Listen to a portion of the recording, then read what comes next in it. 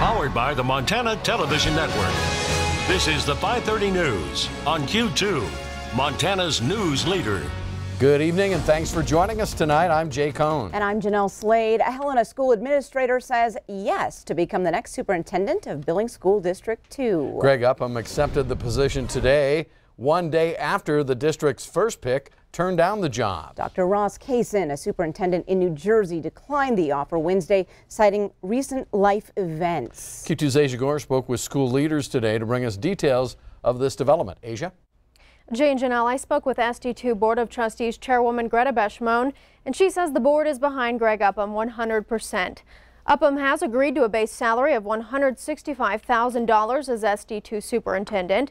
He served as assistant superintendent for Helena Public Schools since 2012, but Upham began his education career in 1988 with Browning Public Schools. The SD2 board will vote to approve Upham's contract on May 21st. Beshmoen says she is confident the deal will go through, noting Upham's experience and passion for education. He was the only candidate from Montana, which Beshmoen says makes the process easier. He has worked collaboratively with colleagues and members of our staff, and I think we'll have an easier way to transition into our district than somebody that was coming in brand new. He has a great vision for our district. From a scholastic standpoint, he's looking to increase educational opportunities for students. He's done that in Helena. He's data-driven, and he has a real passion for education and a passion for kids. And I think it's a great fit for our district. Upham, who is set to start July 1st, was the board's second choice. Dr. Ross Kaysen said he was impressed by the district, but added it was not the right time for him to make such a big professional and personal change. Jay and Jeanelle? All right, thanks so much, Asia. Last weekend, President Trump tweeted that Montana Senator Jon Tester should resign. That social media request was a result of allegations made by Tester, the ranking Democrat on the Senate Veterans Affairs Committee, concerning the president's nominee as VA Secretary, Dr. Ronnie Jackson. Now, the president told a crowd in Michigan he had information on Tester that, if made public, would damage the senator's re-election bid. In his first TV interview since the president's tweet storm, the senator said he is proud of his record in Washington, in Helena, even his time on the Big Sandy School Board. I got no secrets, truthfully, and I think that just moving forward, what can tend to happen is you take your eye off of what really needs to be done, and what really needs to be done is we need to get a secretary for the VA. We will be hearing more of that interview with Senator Tester tonight, right here on the Q2 10 o'clock news. Well, it appears the president isn't going to let up on Tester. Trump slammed the senator on immigration in a Monday night tweet. As CNN's Miguel Marquez reports now, Montana voters are taking note.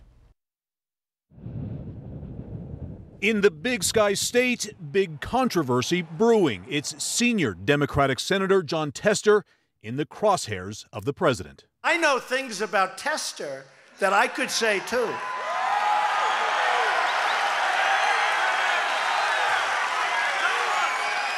And if I said them, he'd never be elected again. The president even calling for the senator's resignation. I think Jon Tester has to have a big price to pay in Montana. All this over the senator's airing of allegations against Ronnie Jackson, the president's failed pick to lead the Veterans Administration. This doctor has a problem because he hands out prescriptions like candy. In fact, in the White House, they call him the candy man. There were also claims of Jackson drinking heavily overseas and fostering a hostile work environment. The Republican chair of the Veterans Affairs Committee, Johnny Isaacson, did not take issue with Tester's handling of the allegations. But the president won Montana by 20 points. Tester, who was already a Republican target in November, may now be a bigger one. To what degree does this turn you off to him? The Ronnie Jackson stuff? It's pretty much reinvigorated me to work to oppose him. Montana, with a population of just over 1 million, has some 100,000 veterans. Republicans here sense an issue that will dog Tester all the way to November.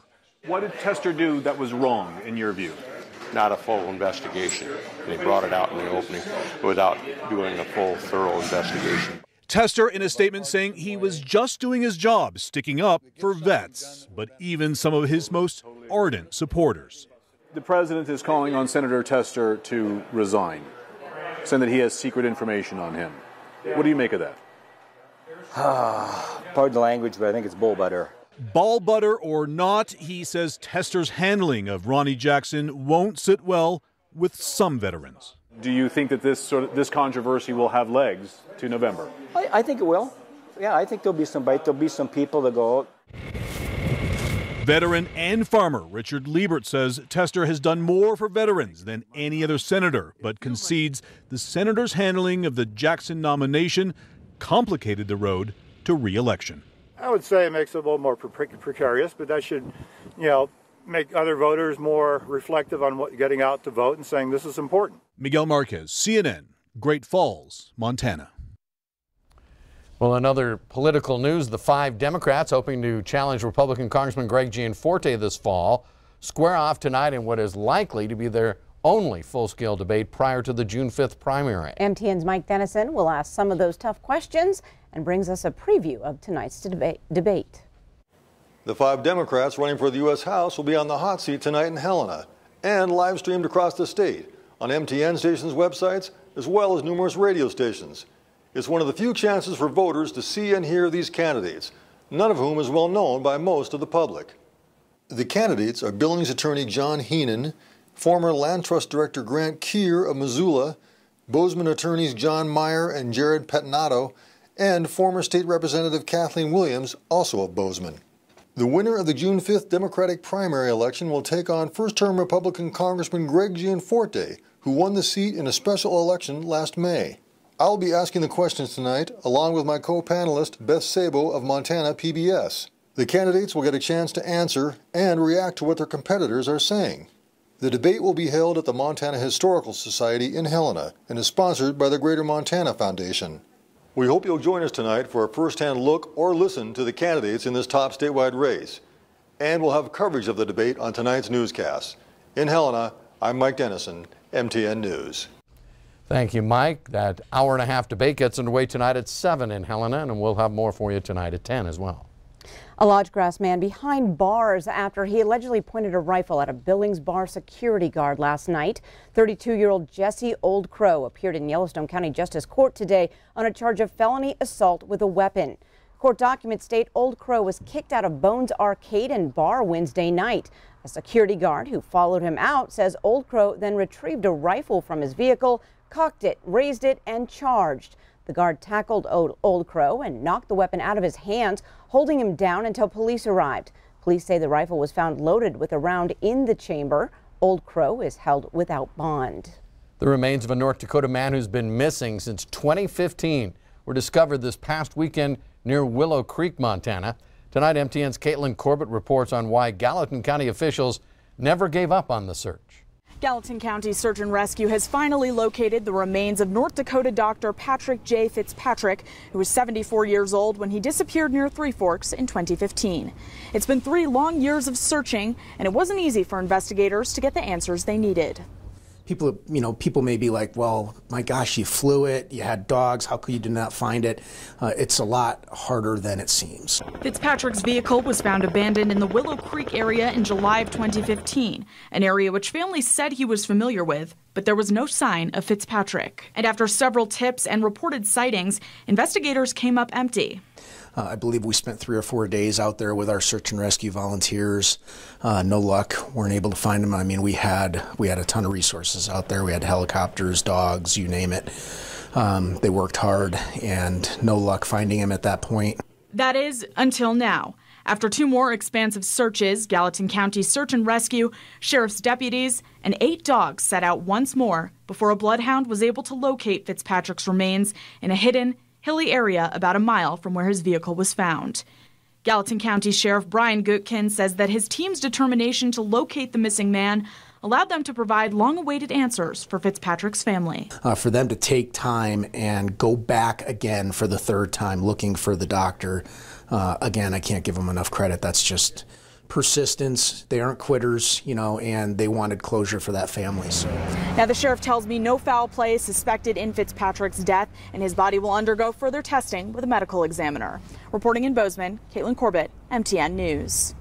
And Caitlin tells us the results of the autopsy should be known within the next couple of weeks. A pair of tourists had to be rescued from Beartooth Pass after they ignored several road closure signs and got stuck in the snow. Now, the Park County, Wyoming Sheriff's Office posted on Facebook that a 60-year-old man from L.A. and his 85-year-old father from Indiana were rescued Tuesday. The men were trying to get to Yellowstone National Park and followed their GPS up the snow-filled highway. They called for help, but the cell phone disconnected before they could provide a dispatcher with details. Search and rescue eventually located the men and brought them to safety. It is unclear if they were sighted. The east entrance to Yellowstone Park opens tomorrow morning, weather permitting, of course. Now, the east entrance road goes over Sylvan Pass, which is subject to sudden closures at really any time due to avalanche concerns. Once over the pass, the east entrance road leads to Yellowstone Lake and eventually north to Canyon. Now, this video you see is from 2008. You can see just how deep the snow can pile up on a snowy year, much like this one. And now check out this video from 2011, driving through Sylvan Pass. This was on the 30th of May, and look at how deep the snow is then. And with warm temperatures in the forecast this weekend, park officials warn that the sudden meltdown could force a temporary closure of Sylvan Pass. Now here it is. You can find out the status of the road by texting 82190 to 888-777. If you do that, you'll get an automatic reply on the latest road conditions on Sylvan Pass. Still to come on tonight's 5:30 News, today was the perfect day to be outside, and some local kids made a world of difference in one Billings park. And later in sports tonight, four-time state wrestling champion Charlie Kleps is headed to the Big 12. Scott visits with him coming up to find out which school he'll attend. And coming up in weather, hey, things are starting to green up outside. Not only that, we're starting to warm up. We get to 70 degrees. But how long will it last? We'll have the answer coming up in a few more minutes. You're watching MTN News with Jay Cohn and Jeanelle Slade. Storm Tracker weather with Bob McGuire. And sports with Scott Green. This is the 5:30 News on Q2, Montana's news leader.